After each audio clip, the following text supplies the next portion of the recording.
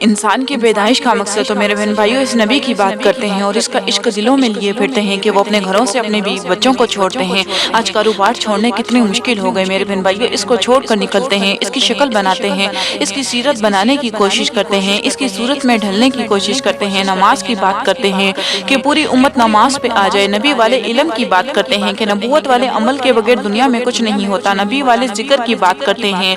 اللہ تعالیٰ کہتا ہے کہ اے میرے بندو، میرا سب سے حکم ہے، میں نے تمہیں اس لیے نہیں پیدا کیا کہ میرے خزانے تھوڑے تھے، تمہیں پیدا کر کے خزانے پورے کروں گا، نہ اس لیے پیدا کیا کہ اکیلے میں جی گھبراتا تھا، اس لیے پیدا نہیں کیا کہ میرا کوئی کام نہیں کر سکتا تجھ سے کراؤ، نہیں نہیں نہیں، بلکہ ارشاد فرمایا۔ تو میرے بہن بھائیو، اللہ نے ہمیں مقصد بتلایا ہے، صبح بھی یاد کرو، شام بھی یاد کرو، دیوانہ وار یاد کرو، جسے کل سے ہم دیکھ رہے تھے کہ ایک دوسرے کو الفت اور محبت سکھاتے تھے۔ میری نبی کی حدیث، جو توڑے اس سے جوڑو، جو چھینے اسے عطا کرو، جو ظلم کرے اسے معاف کرو، جو تم سے برا بنے تم اس سے اچھے بنو، میں تمہیں اخلاق کی چوٹیوں تک پہنچانے آیا ہوں۔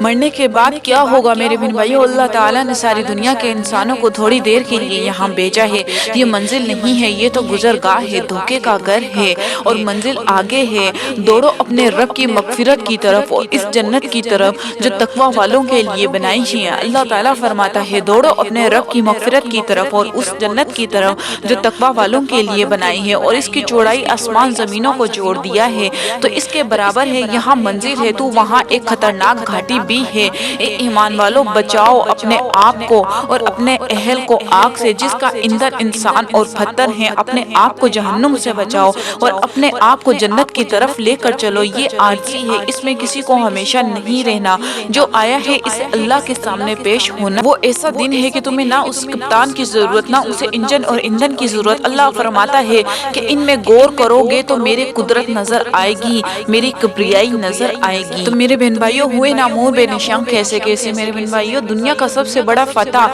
چنگیز خان ہے، کوئی اس کی قبر کو تو دکھا دے کہاں ہے، اس کی بادشاہی ختم ہو گئی۔ آپ کی بادشاہی کیا ہے؟ بادشاہی جس کو اللہ نے دی، آج اس کی قبر کا نشان کوئی نہیں۔ میرے بہن بھائیوں، ہم اپنی حیثیت یاد رکھیں، ہم کچھ نہیں، بے حیثیت بے قیمت ہیں۔ میرے بہن بھائیوں، پیسے سے اگر کام بننا ہوتا تو قارون نہ بن جاتا، حکومت سے کام بنتے تو پھر اون کیوں نہ بن جاتا، اگر شہرت سے کام بنتے یا مسائل حل ہوتے تو سکندر کہاں چلا گیا، ذوالفقرین کہاں چلا گیا، وہ رومن امپائر کہاں چلی گئی، وہ پریشین امپائر 3164 سال چلی، کس طرح کہاں چلی گئی، قیصر کہاں چلے گئے، وہ بنمامیہ کہاں چلے گئے، بنو عباس کہاں چلے گئے، عثمانی ترک کہاں چلے گئے، چنگیز خان دنیا کا فتح کہاں ہے۔ آج اس کی قبر کوئی تو دکھا دے، اس کی ہڈیوں کے نشان تو کوئی دکھا دے۔ ہلاکو خان کائنات کا ہلا دینے والا، آج اس کی قبر کا کوئی نشان تو دکھا دے۔ کہاں گیا محمود غزنوی، تیمرک کہاں چلے گئے؟ جاؤ ان کی قبروں کو دیکھو جو عبرت کا نشان بنی پڑی ہیں، سارا جہاں جن کے آگے جھکتا تھا، قبر کی کیڑوں نے ان کا وجود مٹا کر رکھ دیا۔ اللہ اور رسول کے ساتھ لے لو، اللہ اور رسول کو ساتھ لے لو، دونوں جہاں کے کام بن گئے۔ تبلیغ کوئی جواز نہیں ہے، تبلیغ اس بات کی محنت ہے کہ ہر مسلمان اپنے اللہ کو راضی کرنا، اپنی زندگی کا کام بنانا۔ ایک کو اللہ کو راضی کر لو، سارے مسئلے حل ہو جائیں گے۔ ایک کو راضی کر لو، ایک اللہ کو راضی کر لو، سارے مسئلے حل ہو جائیں گے۔ ایک کے سامنے جھک جاؤ، سارے مسئلے حل ہو جائیں گے۔ ایک کے سامنے پڑ جاؤ، سارے کام بن جائیں گے۔ ایک کو راضی کرو، وہ سب کو راضی کر دے گا۔ ایک کو ساتھی لے لو، سارے کام بن جائیں گے۔ تو میرے بہن بھائیوں، تم پرندوں کو نہیں دیکھتے کہ کیسے ہوائی جہاز میں جو ہوا میں پھرتے رہتے ہیں، نہ ان میں کوئی انجن ہے، نہ ان کو ایندھن کی ضرورت ہے، نہ ان کو کسی بارڈر پر اڑنے کی ضرورت ہے، وہ اپنی اڑان اڑتے ہیں۔ اللہ تعالیٰ ان کو ہواؤں میں تھامتا ہے اور ان کے لیے لمبے چوڑے ایئرپورٹ کی ضرورت نہیں ہے، نہ رن وے کی ضرورت ہے اترنے کے لیے، نہ چڑھنے کے لیے۔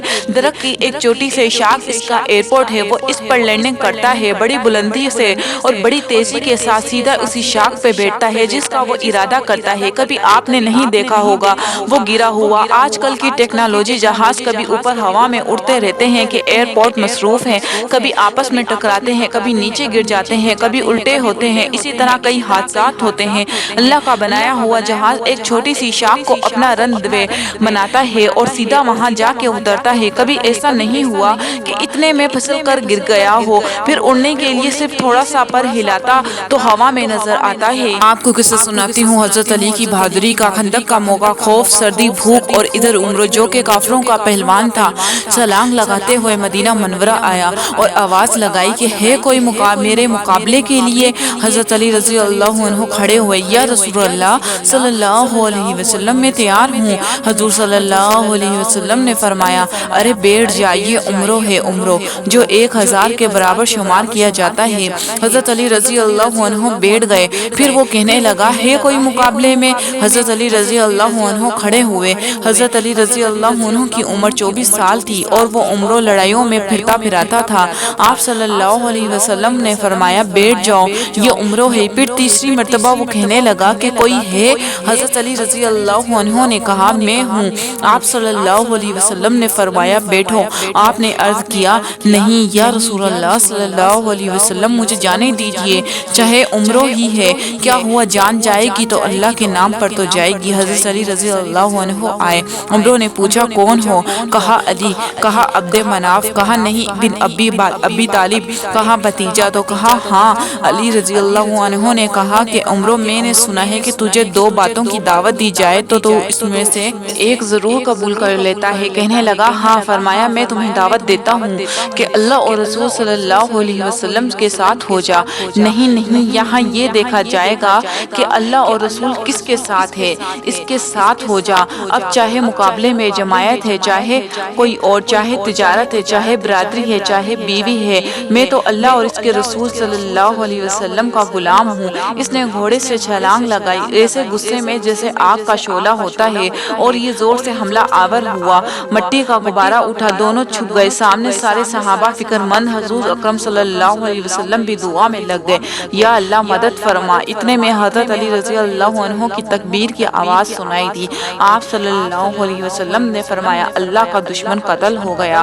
حضرت علی رضی اللہ عنہ کی جو تلوار لگی تو عمروں کے 2 ٹکڑے ہو گئے۔